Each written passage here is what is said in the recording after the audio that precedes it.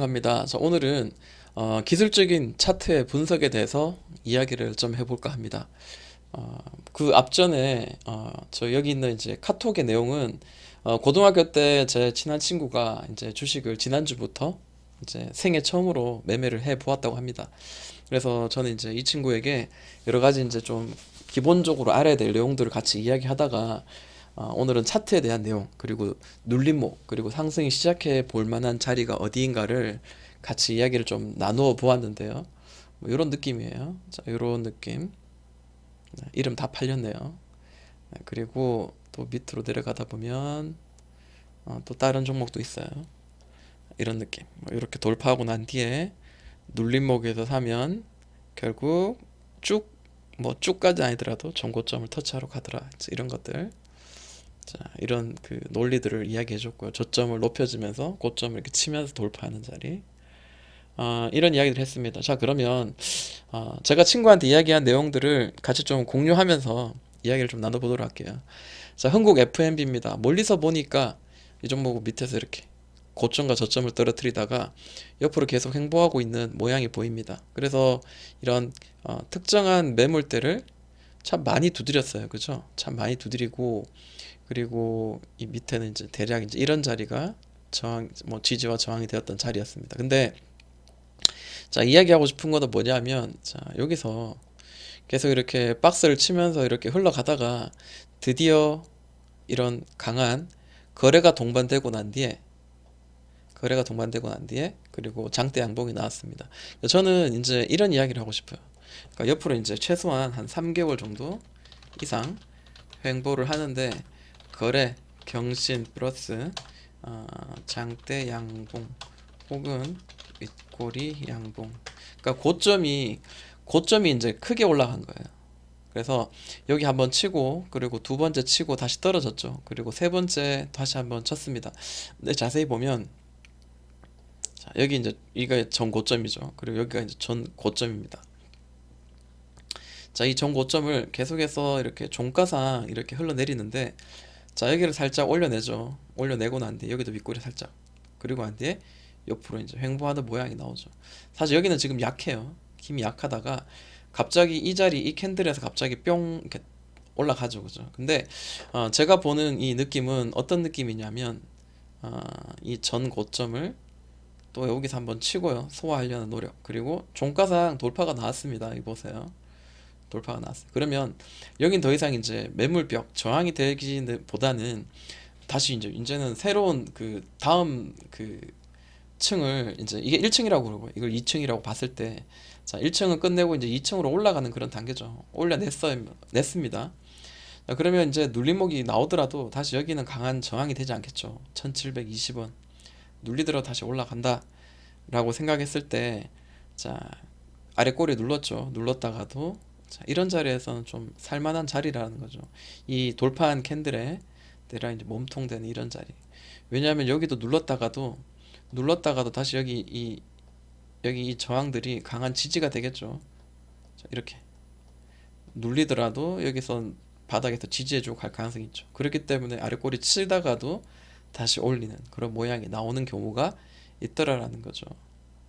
자, 그리고 거래가 크게 동반되면서 또 다시 올려냈습니다. 그래서 어, 기본적으로 이런 그 제가 나누어 봤을 때, 자, 여기가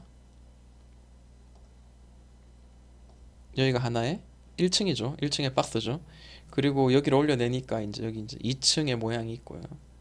그리고 뭐 굳이 이제 이야기하자면 여기 3층이라고 할 수도 있겠죠. 좀 이해하기 쉽게 하기 위해서 제가 이렇게 설명을 해드리는 겁니다. 자, 여기서 이 전 고점 혹은 여기 전 고점까지 단기정에도 이제 수익을 낼 수 있는 그런 구간이죠. 그러니까 눌림목을 볼 때 이제 이런 큰 거래 동반, 이렇게 볼게요. 자, 큰 거래 추고 있다가 3개월 동안 나온 거래보다 경신하면서 길게 빵 터지는 겁니다. 그러니까 이게 장대 양봉도 괜찮고 윗꼬리도 사실 크게 문제는 없고요. 종가상 돌파한 거, 이게 중요하죠. 자, 고점까지 한 12% 올라갔습니다. 그래서 한 10%, 12%를 이 전 고점을 이렇게 터치한 이런 그 캔들이 나오면 이 상승이 좀 임박하다, 이제 이렇게도 볼 수 있고요. 그리고 흥국 FMB가 왜 올라야 되는지도 이유를 알아야 되겠죠. 그래서 반드시 이제 어, 찾아보고 왜 올라야 되는지도 한번 보는 것도 나쁘지 않겠다라고 생각합니다. 그리고 또 친구한테 이야기한 게요. 자, 파인 디지털에 대해서 이야기를 했습니다. 이 파인 디지털을 보니까요. 길게 이렇게 횡보가 되었고요. 이 고점을 연결하니까 이거 이런 긴 추세 이런 식으로 떨어졌더라는 거죠. 딱 뭐 맞아 떨어지진 않을 수도 있어요. 어쨌든 이렇게 떨어졌다라는 거는 일단은 눈에 보이는 거고, 이 가격적인 위치로 봤을 때는 밑에서 다시 올려냈어요. 그래서 이 바닥권에서 자 이런 정고점을 일단 올려냈다라는 거, 이것도 하나의 어떤 볼만한 거고요. 그리고 살짝 저점을 높이는 이런 고점을 이렇게 잡아주고 저점을 높이는 이런 모양인데, 자 이 자리에서 굉장히 저는 좀 의미 있다고 봐요. 뭐냐면 자 이 자리죠.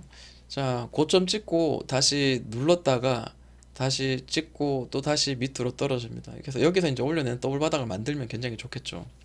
근데 만약에 이제 이런 윗꼬리가 길게 터치되면서 이 이전에 그 매물대 이 자리를 강하게 돌파하고 다시 눌러긴 했지만, 종가상 봤을 때는 고가가 한 9% 거의 10% 정도 올랐다가 떨어졌습니다.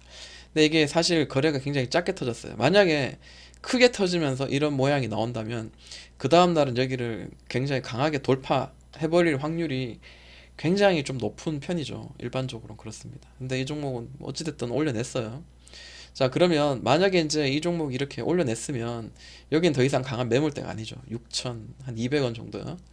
그러면 6,200원에다가 이 전 고점까지 터치하면서 큰 거래가 터졌는데, 여기서 매물대를 어느 정도 많이 소화했다라고 봐야 되겠죠. 그래서 지금 540억 정도 터졌는데 시총이 750억밖에 안 돼요. 게다가 유통 물량까지 다 합하면 뭐 얼마 안 될 것 같아요. 자, 만약에 이제 여기서 이제 내일 막 시초가 예를 들어서 7천원 터치하면서 시작한다면 따라잡는 매매보다 만약에 이렇게 눌러준다면 거래가 많이 터지지 않고 예를 들어 한 6,500원이나 한 6,400원 정도 아래로 이렇게 좀 눌러준다면 일단 1차적으로 한번 접근하는 것도 괜찮다. 왜냐하면 눌렀다가 다시 한번 7,000원까지 기술적으로 한번 터치하러 올라갈 수 있는 가능성은 좀 높기 때문이잖아요. 거래가 동반되면서 이 바닥권에서 충분히 좀 움직일 수 있겠다라고 생각이 들고 그 다음날 눌러줬습니다. 그리고 한 이틀 정도 버티다가 자, 뿅 올라갔습니다. 보통 일반적으로 여기 위로 이전 고점을 터치했어요. 물론 다시 눌렀다가 이렇게 퉁퉁 치는 수도 있는데 이게 그 걸리는 시간이 얼마 걸릴지도 모르고 알 수 없는 거죠. 그렇기 때문에 일단 이 자리에서는 이 전 고점 이런 자리에서는 1차적으로 한번 수익을 실현하는 게 맞겠다. 혹은 전액 실현. 왜냐하면 이게 종가가 이렇게 형성돼서 그렇지, 만약에 이게 음봉으로 떨어져서 이렇게 다시 떨어진다면 어떻게 될까요? 그죠? 그래서 주식이라는 건 사실 알 수 없는 거잖아요. 자, 어제 오늘 같은 경우에도 우리가 지수가 갑자기 이렇게 눌리고 막 변동성이 심해질 줄은 몰랐어요. 그죠? 그렇기 때문에 수익은 났을 때 챙기자. 자, 근데 이 종목 어때요? 더 크게 날아갔습니다. 더 크게 날아갔어요. 이거 그러면 또 이렇게 또 볼 수 있겠죠. 예를 들어서 자, 뻥 찍고요. 다시 눌렀다가 다시 또 이 고점을 찍었어요. 그리고 다시 누르고 자, 이런 모양이었는데 여기를 돌파하고 올랐습니다. 그리고 이거를 눌림목으로 볼까요? 물론 그럴 수도 있습니다. 물론 그럴 수도 있어요. 왜냐하면 전 고점이 여기 있죠. 전 고점이 여기 있고, 그리고 또 이 전 고점을 지지해 줄 만한 자리, 그리고 이 추세를 돌파했기 때문에 이 여기 두드렸다는 자리 7,750원이죠. 여기를 많이 두드렸다. 이 자리도 돌파하고 지금 눌림목이기 때문에 또 여기는 저항을 받지 않고 또 단기적으로 기술적으로도 빡 올라갈 수도 있어요. 근데 문제는 여기서 매수할 때 이 바닥권에서 올려내는 이 자리와 그리고 지금 현재 눌림목이라고 생각하는 이 자리하고 비교했을 때 과연 어디가 조금 더 안전하고 우리가 매매하기에 좀 스트레스 덜 받고 편하게 매매를 할 수 있겠냐, 이제 이런 거를 저는 한번 묻고 싶습니다. 그래서 이런 자리보다는 이 자리가 더 좋죠. 이제 상승이 이제 시작된 자리. 그래서 이런 자리를 우리가 좀 노려보자 라는 겁니다. 그래서 오늘자 좀 종목들을 좀 둘러봤는데 글쎄요, 물론 뭐 안 올라갈 수도 있겠지만, 자, AD칩스도 한번 볼게요. 이 종목도 제가 이제 수익을 챙긴 종목인데, 자, 이 종목을 좀 이야기를 좀 해볼까 합니다. 무슨 이야기냐면 이 자리에요. 자, 이 자리입니다. 자, 고점 한번 형성하고 밑으로 끊임없이 떨어지다가 갑자기 거래가 동반되면서 이 자리 계속 치죠. 계속 치다가 돌파 못하고 다시 눌리고 다시 치고 다시 눌리고 이런 박스를 만들었다 라는 게 보여집니다. 그런데 자, 이 종가상이 고점 그리고 종가상 그 밑에서 만들어진 첫 번째 두 번째 이 고점을 종가상 딱 돌파를 하면서 윗꼬리를 치면서 이 전 고점까지도 이렇게 터치를 했어요. 여기를 한번 내가 한번 여기를 다시 치러 올라갈 거다라는 어떤 기대감을 좀 만들어주죠. 그리고 주가도 낮고요. 그리고 이때 거래가 딱 동반되었을 때 제가 이제 뉴스를 확인해 보니까 AD칩스도 백신을 이동하는 운반할 때 필요한 좋은 그 관련 콜드체인 관련주였어요. 그래서 저도 이제 자, 이게 나왔으니까 눌림목에 한번 우리가 매수해 보자라는 생각에 자, 여기 눌림목 이게 들어오는 자리 자, 이 자리가 기술적으로 두드렸던 자리죠. 그리고 또 이렇게도 볼 수 있어요. 자, 고점 길이 이렇게 연결하니까 자, 대략 이제 이런 모양으로 떨어지더라. 그리고 이렇게도 볼 수 있겠죠. 이렇게 모아가는 그런 모양이었어. 돌파하고 이렇게 눌림목이 나오는데 이 장대양봉 돌파한 캔들에 이 몸통 안쪽으로 들어오는 자, 캔들이 나온다면 나는 좀 분할로 좀 매수하겠다라고 생각을 했었고요.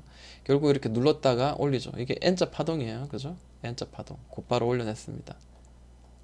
자, 결국 이제 이 분봉을 보시면 이제 이런 느낌이에요. 여기서 빡 올리고 난 뒤에 자, 이런 모양이죠.